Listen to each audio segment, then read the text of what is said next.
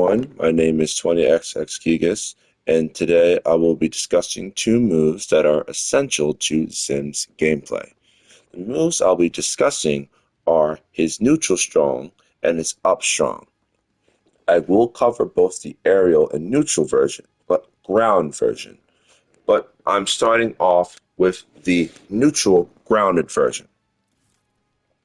The first thing that I want you to pay attention is to a situation that can happen in a match.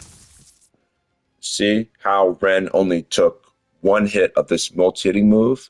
That's because of two things. One, Zim, like you can space this move out, but I was just a little too far away, right? And the other thing you need to keep in mind is that Ren is a big character, so if you are even a little too, if you're too far away, even just by a little bit, that can happen. So to avoid this, just move a little closer. It's very simple. See, you move closer, they're going to take the whole thing. In fact, let me turn on the hitboxes so you can actually see it. This move is very generous, right? So you can just do that. Now you can get really close, as you can see, now that I turn on the hitboxes, but I recommend spacing it out because it's harder to punish that way. Now, moving on to the aerial version of this attack. This is the aerial version. It's like the ground one, but a little different. There's a sour spot, sounds like this. Okay, that was the sweet spot, but sour spot sounds like this.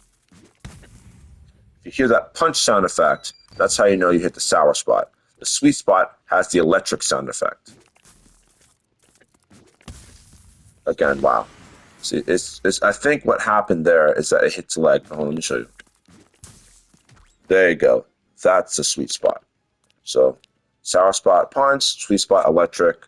The thing you have to get comfortable using, of course, is hitting the sweet spot. And the reason it's because as great as the ground version is of stack, it doesn't always cover leads like you saw that interaction there. So to prevent this from happening, you use the aerial version, which as you can see if you fast fall, you can two-frame your opponent with it.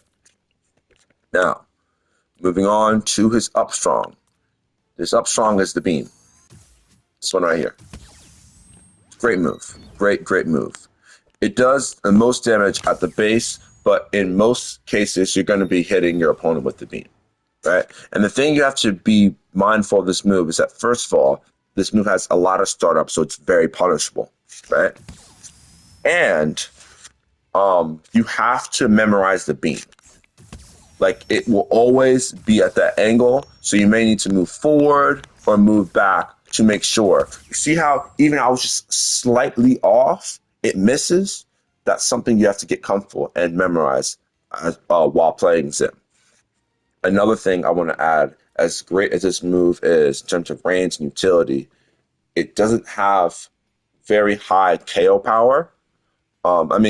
True, Ren is a heavier character, so it's going to take time, but this is just something also to keep in mind. As in, like, you're going to be shooting this beam a lot, especially against heavier characters like Ren. What I like to do, see, 162, and he still isn't dead. What I like to do, now I might be lucky. I use forward throw and then shoot the beam after. Now, he might be too high, but if he wasn't as high as he was right now, this setup is usually effective. Now, moving on to the aerial version of this attack. The aerial version, he throws a bomb. Oh, sorry, that's wrong. This is it. Throws a bomb. Great move. Great moves. Quick. Very annoying to deal with. Awesome. The thing you need to keep in mind about this move is that, first of all, this does not cover Zim.